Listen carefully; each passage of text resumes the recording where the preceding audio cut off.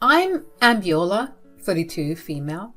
Man, let me tell you, life was good for me before this crap hit the fan. I was a laid-back and fun-loving person who had it all. I had a job I loved, a caring husband named James, and a fantastic relationship with my mother-in-law, Candace. Everything seemed fine and dandy, you know. For the first 3 years of my marriage, things were smooth sailing. James, my husband, and I were like two peas in a pod. We laughed together, supported each other's dreams, and created beautiful memories that I thought would last a lifetime. It felt like a fairy tale, and I couldn't have been happier. One of the best parts was my bond with Candace, my mother-in-law. She was a gem of a woman, always welcoming me with open arms, and we'd often spend weekends chatting and sipping on some delicious tea, both figurative and literal. I cherished those moments, genuinely believing that our relationship was as strong as it seemed. In fact, let me give you a taste of the good times. There was this one summer when James and I decided to take a road trip along the stunning California coastline. We laughed until our stomachs hurt, singing our favorite tunes as the wind whipped through our hair. The joy and love we shared during that adventure made me feel invincible. But, my friends, all good things must come to an end, or so they say. And let me tell you, that saying couldn't be truer for my seemingly perfect life. One fateful day, I stumbled upon a truth that shattered my illusions.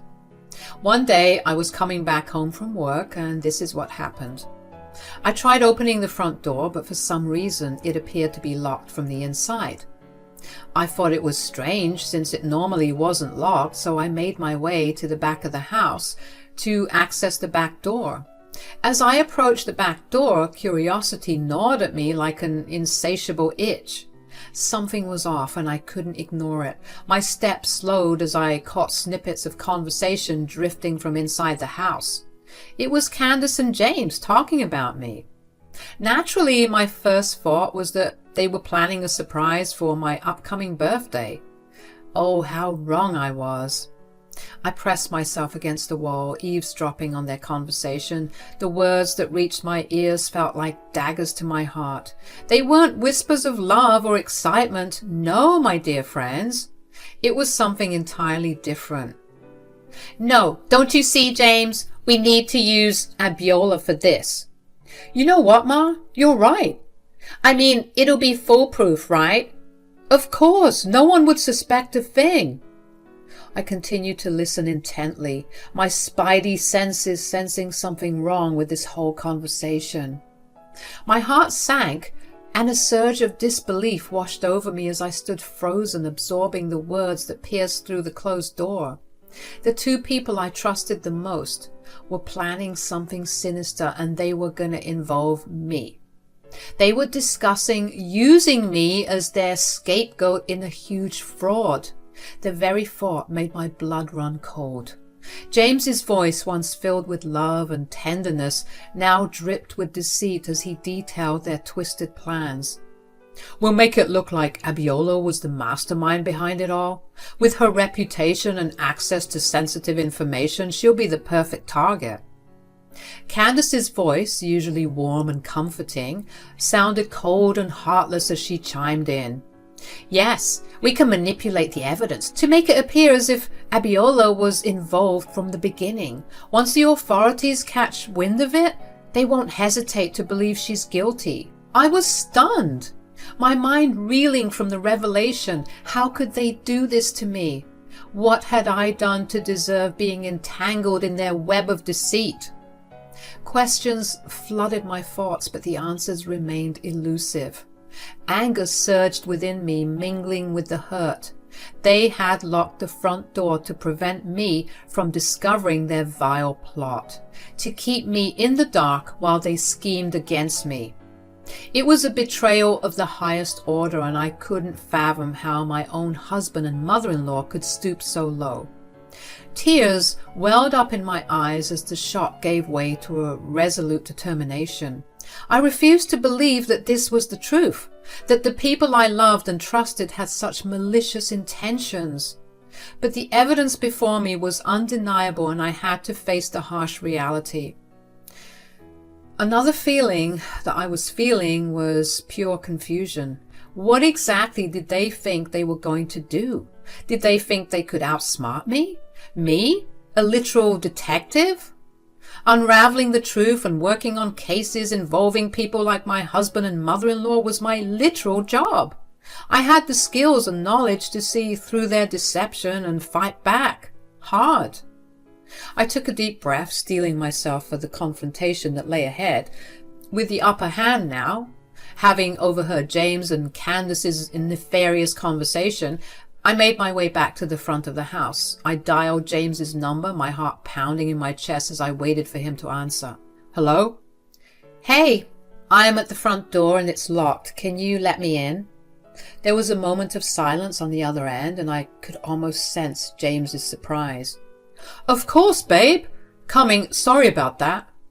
Within moments I heard the door being unlocked and James appeared before me, a wide smile on his face as if nothing was amiss, but behind his facade I could see the darkness lurking, the knowledge of his treachery weighing heavy on my heart. I played the part, pretending to be unaware of the conversation I had just overheard. Hey babe, I thought you were out. James beamed at me, his eyes glimmering with deceit. I just finished work early, so I decided to come back home and relax. As we exchanged pleasantries, my mind raced with conflicting emotions. Candace's presence in the kitchen only added to the turmoil. She played the doting mother-in-law, offering kind words and well wishes. I played along, engaging in small talk, while inside I seethed with anger and sadness. Once Candace bid her farewell and left for the evening, I found solace in the bathroom. The familiar walls provided a temporary refuge as I allowed myself to break down, tears streaming down my face. It was a stark contrast to the stoic demeanor I maintained in my detective work, a reminder that even the safest of spaces could be tainted by deceit. In that vulnerable moment, I vowed to gather more evidence, to dig deeper into the web of lies that had entangled my marriage and my relationship with Candace. I couldn't let their wicked plans come to fruition. It was time to unveil their true intentions, protect myself, and seek justice. Wiping away my tears, I emerged from the bathroom with renewed determination. No longer would I be the unsuspecting victim. I would confront James and Candace head-on, unravel their scheme, and ensure that their deceit would not go unpunished. I threw myself into my work as a detective, using my skills to gather more evidence against James and Candace. Determined to expose their treachery, I began wiring our home, strategically placing cameras and microphones in hidden locations. Every nook and cranny became a potential source of crucial information. During one of my shifts at work, I stumbled upon a disturbing revelation. Candace, it seemed, had been visiting our house regularly, engaging in secret discussions with James about their wicked plan. It became clear that James was intentionally skipping work, using his time to conspire with his mother against me. As I dug deeper into the details, the puzzle pieces started to come together. I discovered their intricate plot, their scheme to make me the scapegoat for a massive fraud. It sickened me to the core, realizing that the man I once loved and the woman who had treated me with kindness were capable of such betrayal. Each day brought new revelations, and I diligently collected and documented the evidence. I became a master of organization, meticulously compiling every incriminating piece of information. My determination only grew stronger with each discovery, fueling my desire to expose their deceit and protect myself from their malicious intentions. The wires and cameras became my allies, capturing every interaction, every whisper that unfolded between James and Candace. Their conversations revealed their true colors, showcasing the depth of their malevolence. With each recording, I added another layer of evidence to the growing pile, building a case that would shatter their facade and bring their dark plans to light. Late nights were spent poring over the footage, transcribing conversations and connecting the dots. I couldn't rest until I had gathered enough proof to expose their true intentions and clear my name. The weight of the situation pushed me to my limits, but I remained resolute, fueled by the desire for justice. The days turned into weeks, and my compilation of evidence grew. Every detail, every hint of their malicious intent was carefully preserved. I knew that soon the time would come to confront them, to lay bare the truth they had tried so hard to conceal. But I wanted them to suffer. This wasn't just any other case to me. This was personal. I arrived home after another long day at work, hoping to find some solace amidst the chaos that had infiltrated my once happy life.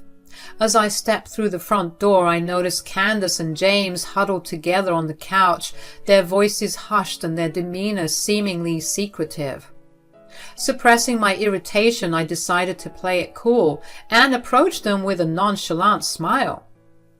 "Hey, what's going on?" I asked, feigning innocence, though deep down I knew their conversation likely revolved around me. Candace and James exchanged a quick glance, their faces displaying a hint of guilt. James quickly responded, "Oh, we were just discussing some business investments, nothing too exciting." I nodded, playing along with their lie, even though my gut told me otherwise. I took a seat beside them and, as if on cue, their conversation abruptly halted. It was clear they didn't want to discuss their true intentions in my presence. Feeling a touch of pettiness, I decided to push their discomfort further. I leaned back, smirking slightly, and said, "You know, it's funny how good I am at my job. I always manage to catch the bad guy, no matter how well they try to hide." James shifted uncomfortably in his seat while Candace attempted to maintain her composure. Their discomfort only fueled my determination to expose their deceit. "Yeah, I've seen firsthand what happens to those who cross my path. They end up in the worst parts of jail, regretting the day they thought they could outsmart me." Silence hung in the air, the tension growing palpable. I could see the unease in their eyes, their guilt, trying to find a way to hide. It was a small victory, a way for me to assert myself and let them know that I was onto them. In that moment, I felt a flicker of empowerment, a glimmer of strength. The evidence I had carefully collected loomed large in my mind, reminding me that I held the key to exposing their true nature. They may have tried to deceive me, but they underestimated my resourcefulness and determination. As the awkward silence lingered, I knew I had struck a nerve. Their facade was crumbling, and the truth was inching closer to the surface. It was only a matter of time before their web of lies would unravel, and I would be the one standing tall, ready to confront them with the damning evidence I had amassed. But for now, I would bask in the discomfort I had stirred within them. They would never suspect that their victim had transformed into a formidable opponent, armed with knowledge and ready to bring their treachery to light. The game had shifted in my favor, and I was prepared to play it to the end. The weeks passed by, and my collection of evidence grew steadily. It was apparent that Candace and James were preparing to execute their malicious plan, their confidence soaring as they believed they had me trapped. Little did they know that their every move was being monitored, their words captured on hidden cameras and microphones. One evening, as I listened in through the surveillance feed, I couldn't help but burst into laughter. Their smugness and self-congratulatory remarks filled the room, oblivious to the fact that my team of trusted allies was waiting for the signal to strike. It was the perfect moment, the calm before the storm, and I reveled in the knowledge that the tables were about to turn. With a flicker of excitement and determination in my eyes, I relayed the cue to my team. Through a discreet communication device, I directed them to move in swiftly to break down the doors and confront Candace and James with the weight of their treachery. The sound of splintering wood filled the air as my team stormed into action. Candace's shrill screams and James's bewildered pleas for answers echoed through the house. a stark contrast to their previous confidence. They were forced to the ground, immobilized by the sudden turn of events. Candace, her face contorted with fear and tears streaming down her cheeks, could only cry out in disbelief. James, his voice trembling with confusion, demanded an explanation for this dramatic intrusion. One of the crew had held up a phone which I was connected to. "James, Candace, I can see you. Abiola, what the heck is going on?" "You can cut the innocence act now, James. I've been onto you from the very start." What do you mean?" I don't know what's worse, the fact that you did this to your own wife, or the fact that you thought that I wouldn't be the one to catch you. I'm a detective, for Christ's sake." "Abiola, oh God, Abiola, please forgive us. We're so sorry." "Shut up, Mom. You thought you could use me as your scapegoat, that I would be a pawn in your twisted game? But you underestimated my strength, my resilience. I'm not the victim you believe me to be." As the truth of their intentions unfolded before them, their faces twisted with a mix of guilt and fear. The walls they had so meticulously built to deceive me were crumbling, and they were left to face the consequences of their deceit. With James and Candace apprehended and escorted to the police station, their once confident demeanor had crumbled, replaced by the reality of their actions. Handcuffed and disheveled, they were mere shadows of the individuals who had plotted to bring me down. As we stood face to face in the cold, sterile environment of the police station, I couldn't help but feel a mix of emotions. Part of me pitied them, recognizing the desperation and misguided choices that had led them to this point. But their apologies fell on hardened ears, for I knew that I had to protect myself and maintain the distance that their deceit had forged between us. "You thought you could destroy my life with your fraudulent schemes, but I refused to sacrifice my hard-earned reputation for the likes of you."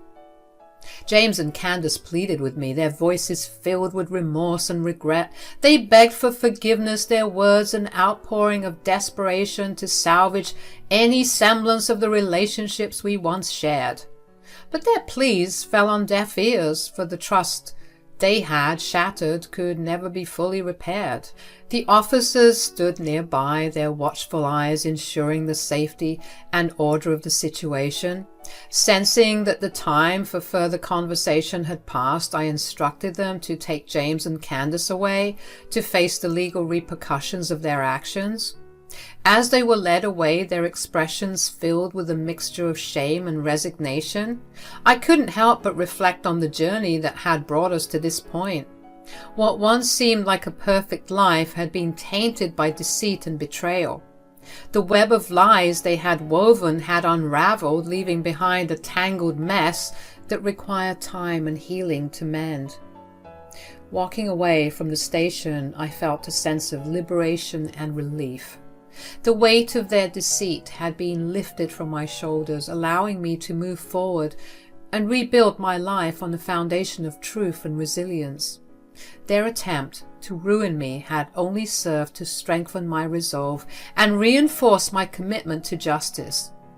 As the divorce proceedings with James commenced, I was determined to sever all ties with the man who had once been my partner in life.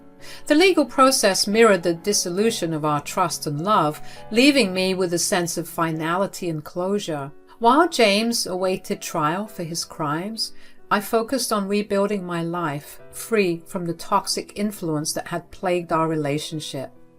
The courtroom became my stage as I sat confidently in the front row during both Candace and James's trials. Their pitiful glances and attempts to garner sympathy were met with a smirk and a wave, a silent reminder of the strength I had found within myself. No longer would I allow their actions to define me or hold power over my emotions. James, who had once been my rock, was revealed as a snake in the grass. The resentment I held towards him simmered beneath the surface, fueling my determination to move forward without looking back. I realized that his deceit and betrayal were never a reflection of my worth, but rather a manifestation of his own character flaws. As I navigated the aftermath of James and Candace's trials, something unexpected happened. Word spread about my role in unraveling their deceitful schemes, and recognition started pouring in. Colleagues, friends, and even strangers admired my courage and resilience in taking down my own family members. It was a difficult thing to do, exposing the dark underbelly of my own blood, but I knew it was necessary for my own liberation. The local news caught wind of the sensational story, and I found myself being interviewed about the ordeal. Reporters praised my bravery and determination, emphasizing the significance of bringing justice to those who had deceived me. It was humbling to receive such recognition, knowing that my actions had resonated with others who had faced similar betrayals. My superiors at work took notice as well. They saw in me not just a detective, but a symbol of strength and integrity. I was commended for my unwavering commitment to upholding the law, even in the face of personal turmoil. The promotion that followed was not just a reward for my professional capabilities, but also a validation of my character and resilience. Meanwhile, behind the bars of their prison cells, James and Candace faced the grim reality of their future. Gone were the days of their lavish lifestyle and deceitful escapades. They were left to grapple with the consequences of their actions, imprisoned by their own greed and manipulation. The once carefree and jovial James now wore a haunted expression. His charismatic charm faded in the harsh reality of incarceration. The weight of his choices bore down on him, and I couldn't help but feel a twinge of satisfaction, knowing that he could no longer escape the consequences of his actions. Candace, who had once exuded an air of grace and superiority, now found herself stripped of her illusions of power. Behind bars, she faced the stark truth that money and influence could not shield her from the repercussions of her crimes. I imagined her nights filled with restless sleep, haunted by the choices that had led her to this point. Their future in prison loomed ahead, a stark contrast to the lives they had once led.